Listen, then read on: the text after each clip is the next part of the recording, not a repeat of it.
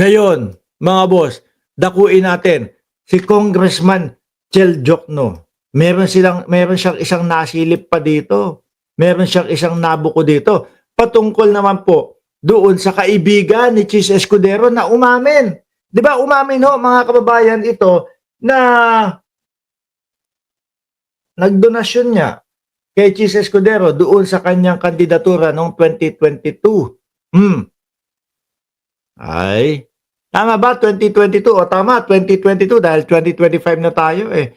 30 million ang idinonasyon ni Lawrence Lubiano doon sa kandidatura ni Chis Escudero, mga kababayan. At si Lawrence Lubiano ay isa sa may-ari no nung top flood contractor.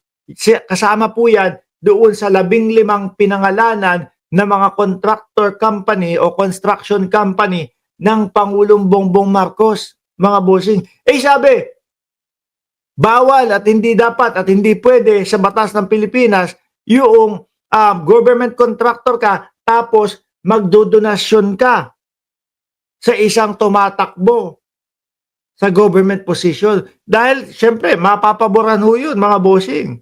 Sabihin man o hindi nung mga tao na natulungan para manalo doon sa eleksyon, para naman tayong mga bata dito, malaki ang tsansa na mapaboran ho yun, mga bossing, no? Oy! Senator, ikaw naman, panahon ng eleksyon, di ka namin pinabayaan. Nung panahon ng eleksyon, laki-laki ng donasyon namin sa iyo. Di ba? Laki-laki ng donasyon namin sa ito. Tapos ito, hindi man lang kami makakuha ng kahit anumang proyekto sa gobyerno. No? Wala. Hina namin. Ganun ang mangyayari ho, mga bossing. Siyempre, yung si Senator naman, no, hindi ko sinasabing si Chis, Hindi ko sinasabing si Chis. Kumbaga, itong example po natin to, pangkalahatan, no. Siyempre, yung senador naman, ako, nga, laki ng utang na loob. Sige. Ako na makikipag-usap sa DPWH. Ako na makikipag-usap dito sa mga ganito. No? Nasa inyo i-award. Nasabihin ko, bata ko yung mga yan. Kaya diyan mo i-award yung proyekto na yan.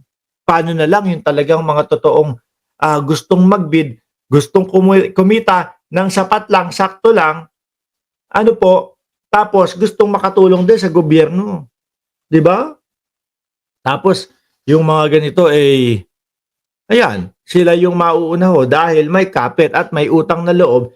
Si Senator ho, uulitin ko, hindi si Chis, may utang na loob si Senator doon sa tao na yun. Sa construction company na iyon, mga boss. Ganun lang kasimple yung paliwanag ko. Pero, meron naman daw po kasing lusot dyan no? Ganito po yung lusot dyan, mga kababayan. Yung loophole, no? Kung ito pong si Lubiano ang may-ari ng construction company, no? Pwedeng sabihin nila na hindi po galing yan doon sa kumpanya ko. Galing po yan sa sariling bulsa ko. Pera ko po yan mismo, no? Sariling pinaghirapan ko po yan. Hindi po galing yan doon sa construction company ko. Kasi nga ho, mga bossing, kung construction company, pwede daw si construction company na humingi ng pabor kay senator. Pero kapag pagka yung individual, sarili, lusot daw yun.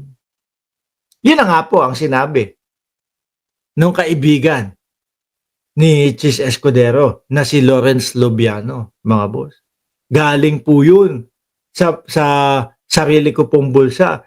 Yung idinonasyon ko na 30 million kay Chis Escudero, mga boss. No?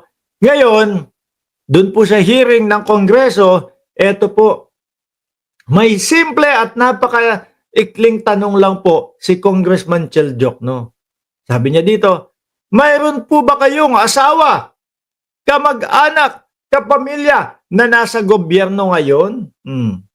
Parang Christopher Lawrence Tesoro, ano, tesoro, Bongo din pala 'to. Meron, mga kababayan, ano, meron, 'no. Ayan ang sabi niya, "Kapatid ko po, Your Honor, mayor po sa isang bayan sa Sorsogon, brother ko po, city councilor din." Ba? Hindi, pamilya din pala sila ng mga, politiko.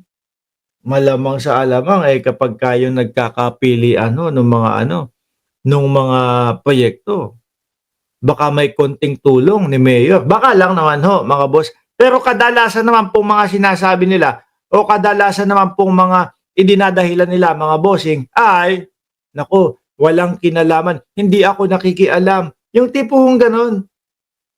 Eh, bata pa lang pa po ako, construction company na po yan. Hindi po ako nakikialam doon sa mga negosyo ng aking mga magulang po. Ano, mala Christopher Bongo, no? Kahit po sila ang may-ari niyan, hindi po ako nakikipag-ugnayan kahit kanino ho, no? Para mapaboran yung negosyo ng aking pamilya, parang Christopher Lawrence Bongo, mga bossing. Ay, nako po. Ayan, mga kababayan, tingnan nyo, sila-sila din. Kamag-anak din nila, mga politiko. Di ba?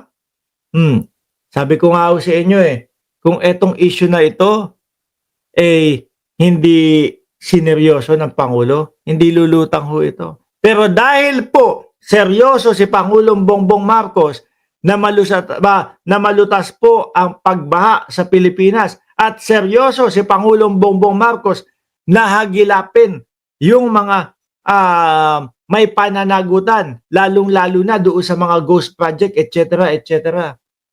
Eh talagang umabot na po ito sa ganito. Talagang nag-domino effect na ho itong mga ito, mga kababayan.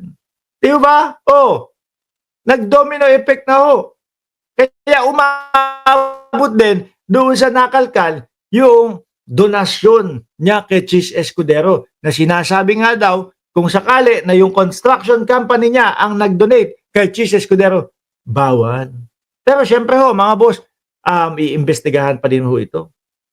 Lalo na ho mga kababayan, ang ating Pangulo ay seryosong masugpo o seryosong mahagilap yung mga umabuso dito. Kaya po nagtayo ng independent body na iimbestiga po dito sa suliranin ng ating bansa. Hindi po yung yung Senado. Nako, hindi na po yun. Huwag nyo na hong pasinin yun, mga kababayan. Alin, yung DPWH, meron silang sariling silang sariling pag-iimbestiga. Ano yan, mga iniimbestigahan nyo, mga kaibigan nyo din, kayo-kayo lang din. Lokohan yun. Di ba? Nararamdaman at pakiramdam namin, eh isasalba nyo lang yung mga friends ninyo dyan. Yung mga nadadawit na mga kaibigan nyo dyan. Yung mga nadadawit na mga pangalan dyan sa Senado. O, di ba? May mga nadadawit yung mga pangalan dyan, mga boss. Nadadawit yung insertion ng Senado. O, ilan niya? Magkano? 142 billion daw ho. Yung insertion ni Boss Chis. O, ay hindi. May paglilinaw pala si Senator Tito Soto doon. Na umabot daw ng ilan? 300 million. Yung 142, eh, yun yung napabalita. Pero, base doon sa kanyang investigasyon at nakita, umabot daw ng 300 billion. Mga kababayan, pasensya na ho kung million yung nasabi ko. Hindi ho million. Maliit ho yun. Billion, mga bossing. 142 billion yung napabalita. Pero ayon naman kay Senator Tito Soto, halos nung kinuwenta ko, umabot ng 300 billion, mga boss. No? Anyway, kahit naman po sinabi ni Lubiano na galing yung pera, no, sa sarili niyang bulsa or individual niyang donasyon yun, hindi galing sa construction company. Sabi ko nga ho, mayroong mga independent body na tinayo, binuo, inoorganisa si Pangulong Bongbong Marcos para lahat po ito, mga kababayan.